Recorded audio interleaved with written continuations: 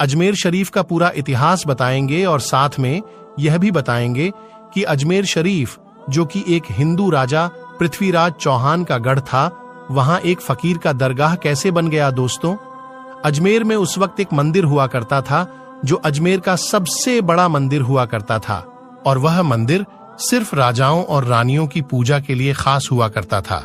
मंदिर के साथ ही एक तालाब था जिसका नाम अना सागर था। हिंदू उस तालाब के पानी को बहुत ही बरकत वाला, पवित्र समझते थे।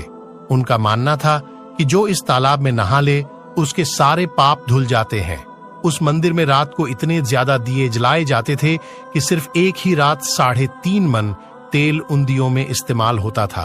आसपास के गांव देहात मंदिर के नाम थे और इन देहातों की आमदनी मंदिर पर खर्च हुआ करती थी।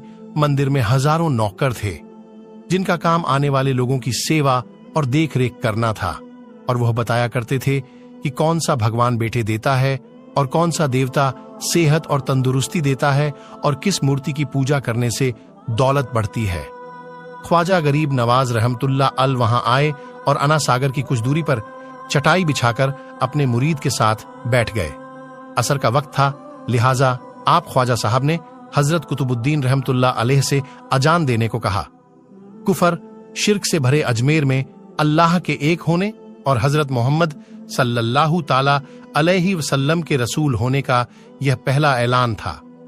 वहां रहने वाले लोग इस्लाम के बारे में कुछ भी नहीं जानते थे।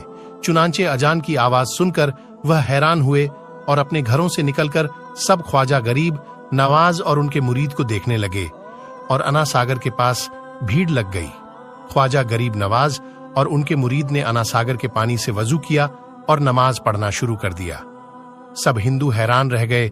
वह सोच रहे थे कि सब भगवान तो मंदिर के अंदर है, तो ये लोग खड़े होकर कौन से भगवान के आग झुक रहे हैं।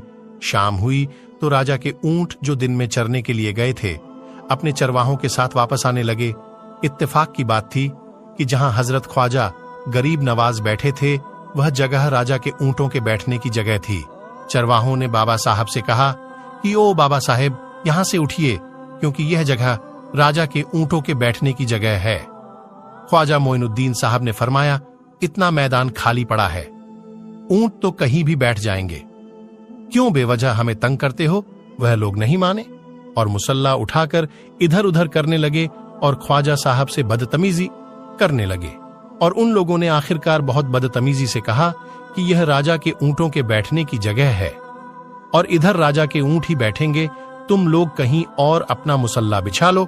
आखिरकार आप ख्वाजा साहब ने उठते हुए हजरत कुतुबुद्दीन से फरमाया, उठो कुतुबुद्दीन, ये कह रहे हैं कि ये ऊंटों के बैठने की जगह है, तो चलो मैं कहता हूं अब यहां सिर्फ ऊंट ही बैठेंगे। यह कहकर आप ख्वाजा साहब अपने साथियों समेत वहां से उठ गए, और अगली सुबह जब ऊंटों को चराने के लिए ले जाने का वक्त आया और चरवाहों ने ऊंटों को उठाना चाहा तो उन्हें पता चला कि ऊंट उठ ही नहीं पा रहे हैं। उन्होंने ऊंटों को मार मार कर जबरदस्ती उठाना चाहा, लेकिन वह बैठे ही रहे। चरवाहे परेशान हो गए कि जो ऊंट उनके एक इशारे पर उठ खड़े होते थे आज क्यों नहीं उठ रहे हैं। आखिरकार उन्हें याद आया कि कल उस बाबा ने कहा था कि चलो अब यहां ऊंट ही बैठे रहेंगे। लोग जमा होने शुरू हो गए। कोई कह रहा था कि फकीर कोई बड़ा जादूगर है, किसी का मानना था कि वह कोई भगवान का नया अवतार है। बात राजा पृथ्वीराज चौहान तक जा पहुंची कि एक मुसाफिर फकीर ने राजा के ऊंटों पर जादू कर दिया है। राजा ने हजरत ख्वाजा मोइनुद्दीन चिश्ती को खबर भेजा कि तुम कैसे फकीर हो जो बेजुबानों को बांध रखा है, ये बेचारे भूख और प्यास से मर जाएंगे, इसलिए मेहरबानी करके अपना जादू वापस ले लो। ख्वाजा साहब ने फरमाया, हम मुसलमान हैं और मुसलमान बद्दुआ नहीं करते और ना जादू करते हैं। ऊंट जिसके हुक्म से बैठे थे उसी के हुक्म से खड़े हो जाएंगे। अब जो जाकर चरवाहों ने ऊंटों को उठाया तो पहली बार में खड़े हो गए। गैर मुस्लिमों की दिलचस्पी इन मुसाफिरों में बढ़ने लगी। अब 5 वक्त की अजान होती और नमाज अदा की जाती। आखिरकार राजा तक यह बात पहुंच गई और उसको शिकायत की गई कि राजा साहब जो फकीर आए हुए हैं सब के सब मुसलमान हैं। 5 वक्त अजान देते हैं और हमारे पवित्र तालाब में हाथ मुंह धोकर गंदा करते हैं, हमारे धर्म के खिलाफ बातें भी करते हैं और कहते हैं कि यह मूर्तियां पूजने के लायक नहीं, ये तो सिर्फ एक पत्थर है, इसलिए इन्हें यहां से उठा लिया जाए।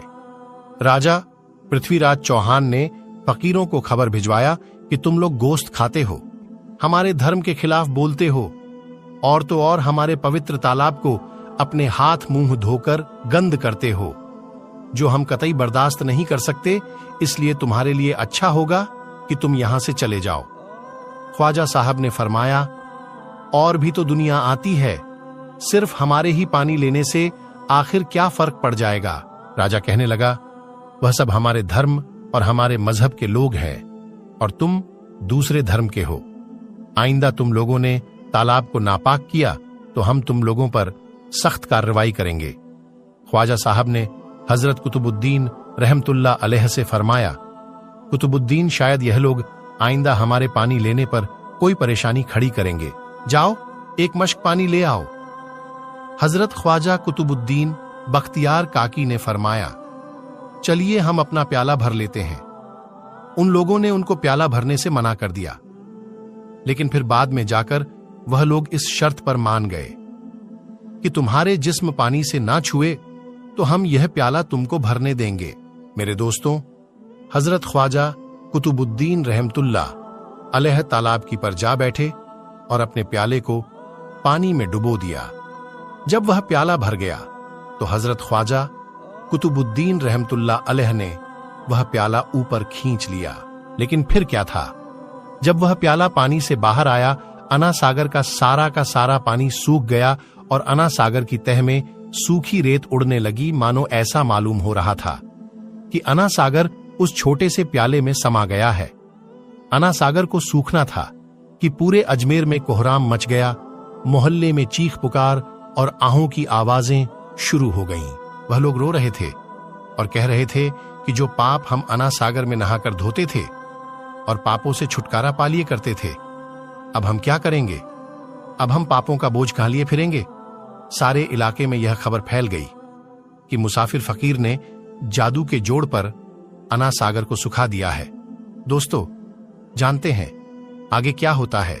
आगे हुआ ये कि राजा पृथ्वीराज चौहान अना सागर के सूख जाने की वजह से बहुत परेशान हुआ।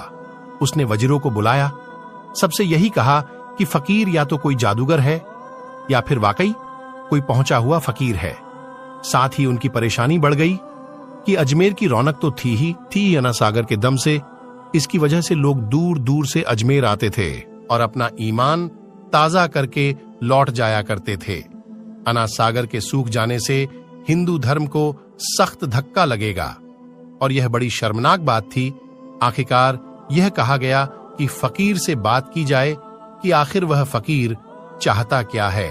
अगर वह कोई ऐसी बात चाहता है जो हमें पसंद आए तो फिर हम उसकी बात मान लेते हैं और उससे माफी मांग लेते हैं। चुनांचे सब मर्द, औरतें और बच्चे जाकर फकीर की मन्नत करने लगे कि लोगों को इस परेशानी से छुटकारा दिला के मेहरबानी कीजिए, हम सबसे जो गलती हुई है उसे माफ कर दो। हम अपने पापों का बोझ लेकर कहां जाएंगे और कैसे सुकून पाएंगे, क्योंकि हम लोग उसी तालाब में अपने पापों का बोझ धो लिया करते थे।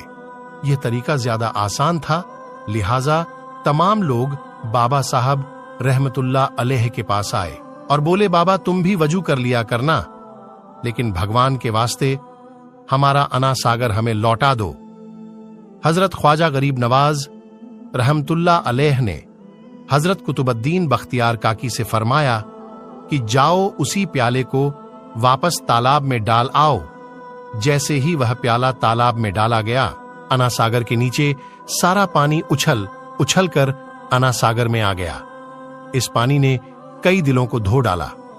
हिंदू कौम के इतिहास की किताबों में भी हिंदू इतिहास के लिखने वाले इस बात को मानते हैं कि उस शाम 32,000 गैर मुस्लिम कलमा पढ़कर मुसलमान हो गए। उन गैर मुस्लिमों के मुसलमान हो जाने से हिंदू पंडितों और आम हिंदुओं पर भी गुस्से का तूफान खड़ा हो गया और वह सोच में पड़ गए कि फकीर अगर कुछ दिन और रहा तो देवी देवताओं का नाम लेने वाला कोई नहीं रहेगा। लिहाजा लोगों ने राजा को मजबूर किया कि